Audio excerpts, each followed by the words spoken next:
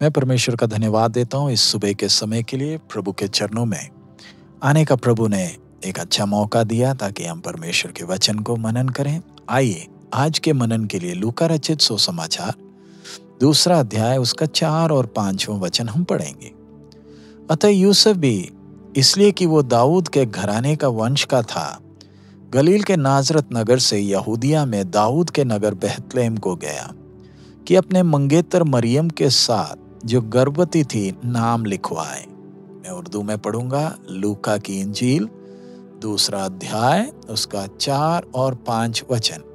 बस यूसुफ भी गलील के शहर नासरत से दाऊद के शहर बेथलेहम को गया कि यहूदिया में है, इसलिए कि वो दाऊद के घराने और औलाद से था, ताकि अपने मंगेतर मरियम के साथ जो हामिला थी नाम लिखवाए।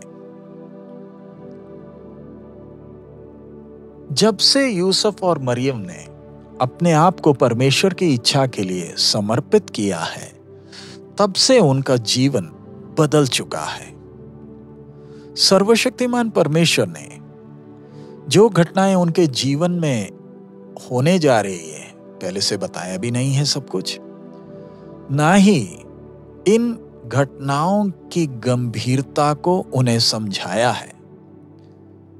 याद रखें, हमारे जीवन में कुछ ऐसा ही परमेश्वर करता है। अब कभी ये ना सोचे कि जिन्होंने परमेश्वर की इच्छा के लिए अपने आप को समर्पण किया है, उनको परमेश्वर उनके जीवन में होने वाली बातें सब प्रकट कर देगा।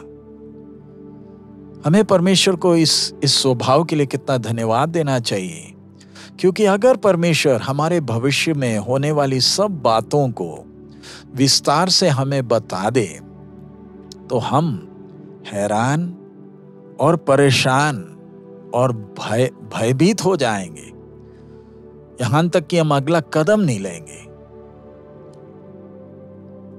और कई बार परमेश्वर अगर हमें समझाने का प्रयास करे तो भी हम समझने को तैयार भी नहीं होंगे और हमें समझ भी नहीं आएगा कि हमारे जीवन में परमेश्वर ऐसे काम क्यों कर रहा। इस कारण परमेश्वर हमें हर कदम में हाथ पकड़कर अगुवाई करता है, और हमें परमेश्वर के ज्ञान और प्रेम के लिए कितना धन्यवाद देना चाहिए। यहां पर मरियम और यूसुफ का साधारण सा जीवन, प्रभु यीशु उनके जीवन में आने के कारण पूरा जीवन उथल पुथल हो गया और उन्हें बात संभालने में ज्यादा समय नहीं मिला। अचानक अगस्तस कैसर का आदेश आया कि हर एक ने अपने अपने शहर में जाना ताकि नाम लिखाएं, और मरियम और यूसुफ दाऊद के नगर बेथलेहम जो यहूदिया में है वहां के होने के कारण उन्हें नाजरत से बेथलेहम का लंबा सफर करना है।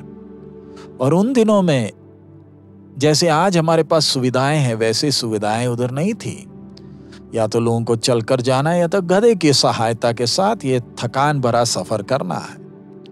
और हमें मरियम की शरीर की स्थिति के बारे में मालूम है। परमेश्वर का वचन कहता है कि मरियम तो गर्भवती थी और उसका बच्चा देने का समय नजदीक आ गया था।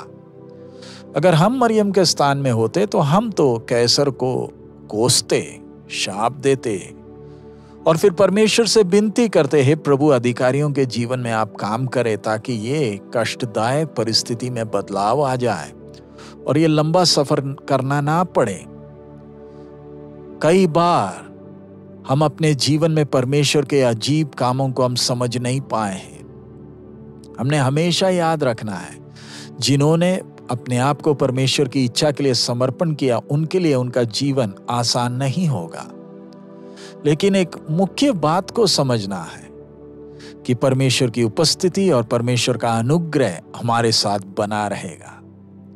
जब यूसुफ और मरियम बेथलेहम की ओर सफर कर रहे हैं, उन्हें यह बात समझ में नहीं आ रही कि इसके पीछे की योजना क्या है। हमें मालूम है ना, बेथलेहम के बारे में परमेश्वर ने पहले से ही अपने दास मीका के द्वारा भविष्यवाणी कर रखी थी, जिसे हम मीका 5:2 में पढ़ते हैं। हे बेथलेहम एफ्राता, यदि तू ऐसा छोटा है कि यहूदा के हजारों में गिना नहीं जाता, तो भी तुझ में से मेरे लिए एक पुरुष निकलेगा जो इस्राएलियों में प्रभुता करने वाला होगा, और उसका निकलना प्राचीन काल से वरन अनादि काल से होता आया है। मैं उर्दू में पढ़ूं। लेकिन है बेतलहम एफ्राता, अगरचे तू यहूदा के हजारों में शामिल होने के लिए छोटा है, तो भी तुझ में से एक शख्स निकलेगा और मेरे हजूर इस्राएल का हाकिम होगा, और उसका मस्दर जमाना एक साबिक कादिन उल अय्याम से है। यह ऐलान बेतलहम के विषय में परमेश्वर ने पहले से ही दिया था, और परमेश्वर की इस ऐलान को पूरा करने के लिए परमेश्वर ने कैसर को ये अनुमति दी कि वो एक आज्ञा निकाले कि हर एक ने अपना नाम लिखवाने के लिए अपने अपने शहरों में जाना है। वो इसलिए ताकि मरियम और यूसुफ नाजरत से बेतलहम में पहुंचे और बच्चे का जन्म परमेश्वर की योजना के अनुसार बेतलहम में हो सके। परमेश्वर के रास्ते कितने अजीब हैं। दुनिया की नजर में यूसुफ और मरियम पर लोगों को तरस आ रही है उनके कष्ट को देखकर, लेकिन स्वर्ग का नजारा जरा देखे। सारा स्वर्ग बेसब्री से इंतजार कर रहा है ताकि वो बेतलहम में पहुंचे, ताकि बच्चे का जन्म वहां हो सके, ताकि स्वर्ग की घंटियां बजे और स्वर्गदूत अपने पहले कैरल गाने के लिए निकल पड़े। ये स्वर्गदूत कितने आनंदित होंगे क्योंकि वह परमेश्वर की योजना के भागी हो सके। ध्यान रखें, ऐसे भागी होना है तो कीमत देना है।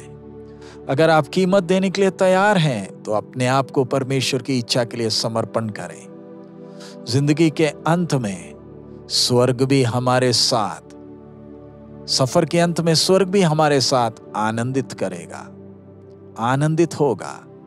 हम अपने जीवन को देखें, हम कितने बार बुड़बुड़ा चुके हैं परमेश्वर की योजनाओं को बिल्कुल ना समझते हुए। हर एक परमेश्वर का जन जो परमेश्वर पर भरोसा पूरे दिल से करता है, वो दिल की गहराई से ये कह सकता है कि परमेश्वर को जो प्यार करते हैं, जो उसकी योजना अनुसार बुलाए गए, उनके लिए सब बातें भलाई ही उत्पन्न करती है। प्यारे भाई और बहन, क्या आप सच में जिस रास्ते में परमेश्वर आपको चला रहा है आप आनंदित हैं? कई बार थकावट लगता है, कई बार हम परेशान होते हैं। बेशक हमें सब बातें अभी समझ में ना आए, लेकिन जब हम स्वर्ग में पहुंचेंगे आप परमेश्वर को आंसुओं के साथ धन्यवाद देंगे, क्योंकि उसका प्यार और देखभाल जो उसने हम पर किया। हम जो अयोग्य बर्तनों पर परमेश्वर की जो कृपा हुई, परमेश्वर हमें सहायता करे कि हम उस पर भरोसा करें, और जो मार्ग उसने हमारे सामने रखा उसमें आनंद के साथ हम आगे जाएं। आइए हम अपने सिरों को झुकाएं, प्रार्थना करें। हमारे अनुग्रहकारी पिता, हम आपका धन्यवाद देते हैं इस अच्छे समय के लिए। बाप, आपने अभी तक हमें चलाया। कई बार हमें कई बातें समझ नहीं आई और हम बुड़बुड़ा चुके हैं। प्रभु आप हमें क्षमा करें, हमारा हाथ पकड़कर हमें चलाएं। प्रभु जो भी हमें देखे केवल आपकी महिमा करने पाए। आपने हमें अपने योजना के तहत बुलाया है, चुना है, इसलिए धन्यवाद देते हैं प्रभु। सब महिमा आप ही को देते हैं। आपकी महिमा हमारा जीवनों के द्वारा होने दे, यीशु मसीह के नाम से हम मांगते हैं, आमीन। प्यारे भाई, प्यारे बहन, दिल ना छोड़ें। हमें बेशक सब बातें समझ में नहीं आ रही, लेकिन हमारा प्रभु अपना काम कर रहा है, अपनी योजना को पूरा कर रहा है। भरोसे के साथ, आनंद के साथ हम आगे चले। प्रभु हम सबको आशीषित करे। हमारा प्रभु अति शीघ्र आ रहा है। मारनाथा।